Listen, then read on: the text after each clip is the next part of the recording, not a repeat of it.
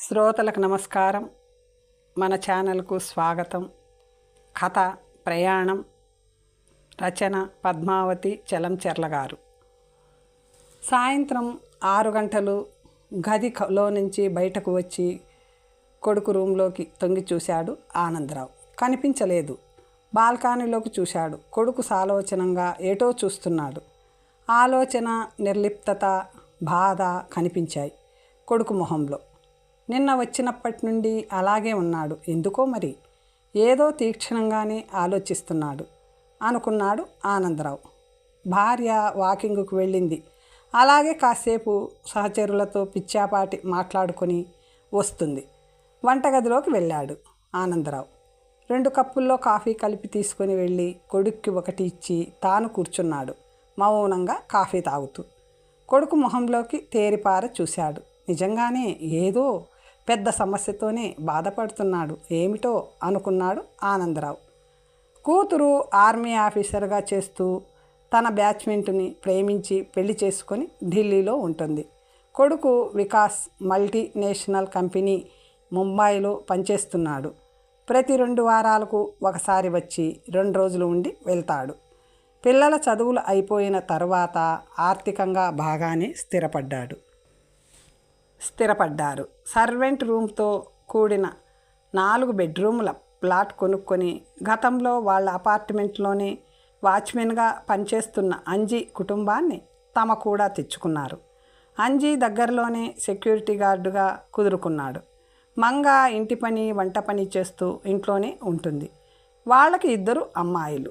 3, 5 తరగతులు చదువుతున్నారు. వాళ్ళిద్దరి చదువులు, ఖర్చులు కూతురు చూసుకుంటుంది. భోజనం, వసతి ఆనందరావు గారి కుటుంబంతో జరిగిపోతుంది. ఆనందరావు గారు, మీనాక్షి గారు ఎవరి వీలును బట్టి వారు పిల్లల చదువుల్లో సాయం చేస్తుంటారు. ఏంటి నాన్న ప్రాబ్లం? కొడుకునే కదిలించాడు ఆనందరావు. తలెత్తి చూసి చిన్న నవ్వు సమాధానంగా ఇచ్చాడు వికాస్. చూడు విక్కీ, నేను నీ సమస్యను తీర్చగలనో లేదో తెలియదు, కానీ నా అనుభవాన్ని బట్టి సలహా అయితే ఇవ్వగలను. సహజంగా ఈ వయసులో స్నేహితులతో పంచుకుంటారు, కానీ నిన్ను చూస్తే అలా పంచుకున్నట్టుగా లేదు. నేనేదైనా సహాయం చేయగలను అనుకుంటే నాకు చెప్పు విక్కీ. కుర్చీలో వెనక్కి వాలి కళ్ళు మూసుకున్నాడు వికాస్. బహుశా గతాన్ని నెమరు వేసుకుంటున్నాడు అనుకుంటా. సారీ హడావిడిగా ఫ్లైట్ ఎక్కుతూ ఎయిర్ హోస్టెస్కు టచ్ అయ్యాడు. ఇట్స్ ఓకే సార్ సమాధానంగా చేతులు జోడించింది. మళ్ళీ ఒకసారి వెనక్కి తిరిగి రియల్లీ సారీ మేడం అన్నాడు. చిరునవ్వుతో తల పంకించింది. సీట్లో కూర్చొని సర్దుకున్న తర్వాత స్థిమితంగా పరికించాడు ఆమెను. సింపుల్గా ఉన్న అందంగా, ఆకర్షణీయంగా కనబడుతుంది. మైకులో వస్తున్న అనౌన్స్మెంటుకు అనుగుణంగా చేతులు ఆడిస్తూ హావభావాలు పలికిస్తుంది. రెగ్యులర్గా తను ఫ్లైట్ జర్నీ చేస్తున్నా పెద్దగా ఎప్పుడూ ఎవరినీ గమనించలేదు. ఈసారి నిశితంగా చూశాడు. ఇంట్రెస్టింగ్గా అనిపించింది. పెదవులపై సన్న చిరునవ్వు. ప్రయాణం ముగిసిన తర్వాత ఇల్లు చేరుకున్నాడు. 2-3 నెలల తర్వాత ఫ్లైట్లో మళ్ళీ ఆమెను చూసినప్పుడు ఎక్కడో చూసినట్లు అనిపించింది. కాసేపటికి గుర్తొచ్చింది. మొహం మీద చిరునవ్వు కనబడకుండా ఆమెనే గమనిస్తూ కూర్చున్నాడు. అందంగా కనిపించింది. మనసులో చిన్న అలజడి బెరుకుగా అనిపించి మ్యాగజైన్ పట్టుకొని చూస్తూ కూర్చున్నాడు.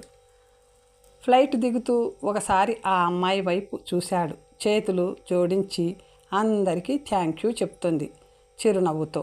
తల ఊపి దిగిపోయాడు వికాస్.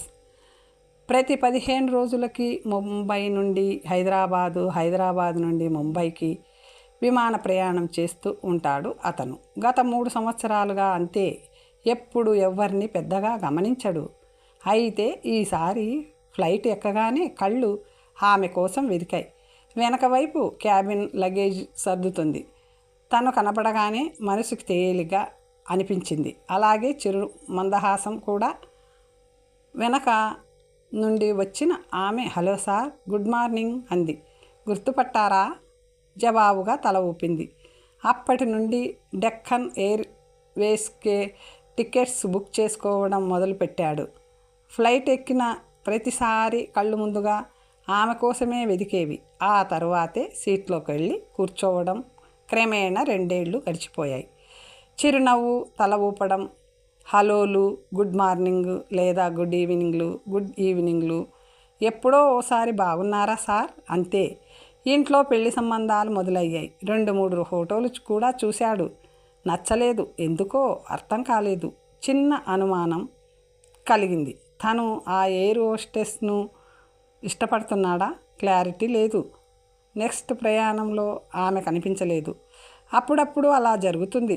అన్యమనస్కంగా ప్రయాణం పూర్తి చేసుకొని వెళ్ళాడు. తిరుగు ప్రయాణంలో కూడా అంతే. ఆమె రాలేదు. ఎందుకు రాలేదు? ఆమె గురించి ఎవరినైనా అడగాలి అంటే ఏమని అడగాలి? కనీసం తన పేరు కూడా తెలియదు. ఫ్లైట్ టేకాఫ్ తీసుకునే సమయంలో తమని తాము పరిచయం చేసుకుంటారు. ఆమె హావభావాల్ని చూస్తూ తను అవేవి పట్టించుకోలేదు. ఇప్పుడు ఎలా? పేరు తెలియదు, ఊరు తెలియదు, ఫోన్ నెంబర్ లేదు. ఫ్లైట్లో కూర్చున్నంతసేపు, ఇంటికి వెళ్ళిన తర్వాత కూడా అదే ఆలోచన. ఎలా కనుక్కోవాలి ఆమె గురించి? 15 రోజుల తర్వాత ఇంటికి వచ్చిన కొడుకును చూసి, ఏంట్రా చిక్కిపోయావు, నల్లబడ్డావు కూడా, కళ్ళ కింద ఆ చారలేంటి అంది తల్లి. ఏం లేదమ్మా, కొంచెం పని ఒత్తిడి. లోపలికి వెళ్ళి అద్దంలో చూసుకున్నాడు. నిజంగానే మొహంలో మార్పు. కళ్ళు లోపలికి పీక్కుపోయాయి. అర్థం అయింది, తను ఆ ఎయిర్ హోస్టెస్ను ఇష్టపడుతున్నాడు. అలా అనుకోగానే పెదవుల మీద చిరునవ్వు వచ్చేసింది. ఉత్సాహంగా కూడా అనిపించింది. మనసులో నిశ్చయించుకున్నాడు, తిరుగు ప్రయాణంలో ఆమె కనపడగానే చెప్పాలి అని. తన అభిప్రాయం ఏమిటో. కాదంటే కాదు అనలేదులే. తనని చూసినప్పుడు ఆమె కళ్ళల్లో కూడా చిన్న మెరుపు వస్తుంది. వాళ్ళ ఇంట్లో వాళ్ళు ఒప్పుకుంటారా? కులం, ఆస్తులు అని వంకలు పెడతారేమో. ఒకవేళ వాళ్ళు వద్దంటే తను అడుగు ముందుకు వేస్తుందా లేదా? వాళ్ళను ఒప్పించే చేసుకుందాం, అప్పటి వరకు వెయిట్ చేద్దాం అంటుందా? లేదు, వాళ్ళకిష్టం లేకుండా నాకు ఈ పెళ్ళి వద్దు అంటుందా? రకరకాల భావనలతో 2 రోజులు అస్థిమితంగా గడిపాడు. హుషారుగా బయలుదేరాడు ముంబైకి. క్యాబ్ ఆలస్యం, చెక్ఇన్ ఆలస్యం, ఫ్లైట్ ఆలస్యం, అన్నీ ఆలస్యంగా నత్తనడక నడుస్తున్నాయి అనిపించింది. సడన్గా తను ఈ వేళ అయినా వస్తుందో లేదో అన్న అనుమానం. అలా అనుకోవడంతోనే టెన్షన్ మొదలయ్యింది. ఫైనల్గా బోర్డింగ్ స్టార్ట్ అయ్యింది. అమ్మయ్యా, అల్లంత దూరాన్నే గమనించాడు ఆమెను. మెట్లు దగ్గర ఆహ్వానం పలుకుతుంది. 2 చేతులు జోడించి ఊపిరి అందింది. దగ్గరగా వెళ్ళగానే కళ్ళల్లోకి చూశాడు. యథావిధంగా తన పని చేస్తుంది. సీట్లో కూర్చున్న తర్వాత వెనక్కు వెళ్తూ పలకరించింది. హలో సార్, బాగున్నారా? తల ఊపాడు. తను నిశ్చయించుకున్న తర్వాత ఆమె అందంగా, ఆకర్షణీయంగా, పొందికగా కనిపించింది. దిగిన తర్వాత ఎలాగైనా చెప్పాలి. కళ్ళు మూసుకొని వెనక్కి వాలాడు. గంట ప్రయాణం. 1/2 శతాబ్దంలా ఉంది. అసహనం. ల్యాండింగ్ అనౌన్స్మెంట్ చేశారు. నింపాదిగా కదిలాడు. కళ్ళు ఆమె ఎక్కడ ఉన్నది వెదికాయి. కనబడింది. ఏమని చెప్పాలి? ఎలా చెప్పాలి? ఇంతసేపు రిహార్సల్ చేసుకుంది. అంతా మటుమాయమైపోయింది. మైండ్ బ్లాక్ అయిపోయింది. కాళ్ళల్లో సన్నని వణుకు. పెదాలు తడారిపోతున్నాయి. జారిపోతున్న గుండెను చేత్తో పట్టుకొని, నేను మీతో 5 నిమిషాలు మాట్లాడవచ్చా మేడం అన్నాడు. ప్రశ్నార్థకంగా తలెత్తి చూసింది. కాఫీ షాప్లో కూర్చోండి, టైం పడుతుంది మరి. పర్లేదు, వెయిట్ చేస్తా అన్నాడు. దాదాపు 30 గంట తర్వాత వచ్చింది. డ్రెస్ మార్చుకొని, మేకప్ తీసేసి, కొప్పుని పోనీటైల్గా కట్టుకొని పోల్చుకోలేకపోయాడు. హాయ్ సార్ అంటూ ఆమె వచ్చే వరకు సమాధానంగా నవ్వి, కూర్చోండి, నేను వికాస్ కుర్చీ చూపించాడు. సుమ, ఐయామ్ సుమ కరచాలనం కోసం చెయ్యి ముందుకు చాపింది. గొంతు పెగల్చుకొని మొదలుపెట్టాడు. చాలా రోజులుగా మిమ్మల్ని చూస్తున్నా. గత 2 నెలలుగా అర్థమైంది మీరంటే నేను ఇష్టపడుతున్నాను అని. మీకు ఇష్టమైతే మా అమ్మ వాళ్ళు వచ్చి మీ పేరెంట్స్తో మాట్లాడతారు. మీకు పూర్తిగా ఇష్టమైతేనే. తల వంచుకొని పూర్తి చేశాడు. ఎస్ సార్, నాకు అర్థం అయింది. మీరు నన్ను ఇష్టపడుతున్నారని. నాకు కూడా ఇష్టంగానే ఉండింది. బహుశా మీరు ప్రపోజ్ చేస్తే అభ్యంతరం చెప్పేదాన్ని కాదేమో. కానీ నాకు మొన్ననే నిశ్చితార్థం జరిగింది. మీ వైపు నుండి ప్రపోజల్ రాకపోయేసరికి నేను మిమ్మల్ని అపార్థం చేసుకుంటున్నానేమో అనుకున్నా. ఇంట్లో చూసిన సంబంధం ఒప్పుకున్నా సార్. వచ్చే వారమే పెళ్ళి. సన్న నీటి పొరను దాచుకొని కంగ్రాట్స్ చెయ్యి చాపాడు. Sorry sir. కాఫీ తీసుకుంటారా? కాఫీ తాగుతూ చెప్పింది. ఇక్కడికి దగ్గరలోనే సార్ నా ఇల్లు. నా డ్యూటీలకు అనుకూలంగా ఉంటుందని దగ్గరలోనే తీసుకున్నాం. అక్క పెళ్ళి అయిపోయింది. నాన్నకు ఆరోగ్యం బాగాలేక తొందరగా ముహూర్తాలు పెట్టుకున్నారు. అక్క కెనడాలో ఉంటుంది. అమ్మా నాన్నలను చూసుకోవాల్సిన బాధ్యత నాదే. ఓహ్ గుడ్. ఏం మాట్లాడాలో తెలియలేదు. కళ్ళు తెరిచి తండ్రి వైపు చూశాడు. ఇల్లు తెలుసా? తండ్రి అడిగాడు. విజిటింగ్ కార్డు ఇచ్చింది. సరే నాకివ్వు. రేపు మనం వాళ్ళ ఇంటికి వెళ్తున్నాం. నాన్న? అవును, మనం వాళ్ళ ఇంటికి వెళ్తున్నాం. నేను వాళ్ళ అమ్మా నాన్నలతో మాట్లాడతాను. ఆ అమ్మాయికి పెళ్ళి నిశ్చయమైంది నాన్న. ఎంగేజ్మెంట్ జరిగిపోయింది. ముహూర్తాలు కూడా పెట్టుకున్నారు. కానీ పెళ్ళి జరగలేదు కదా. నిశ్శబ్దం. చూడు విక్కీ, వాళ్ళ పేరెంట్స్తో నేను మాట్లాడి ఒప్పిస్తాను. అవసరమైతే ఆ అబ్బాయి తల్లిదండ్రులతో కూడా మాట్లాడతాను అనునయంగా చెప్పాడు. ఎక్కువ ఆలోచించకు విక్కీ. ఇందులో తప్పేం లేదు. నువ్వు ఇష్టపడిన అమ్మాయి నీ జీవితంలోకి రాకుండా పోవడం నాకు నచ్చడం లేదు. ఇష్టపడిన వాళ్ళతో జీవితం ఆనందంగా ఉంటుంది. మా ముందు తరంలో బాల్య వివాహాల కారణంగా పెళ్ళిలోనే ప్రేమ ఉండేది.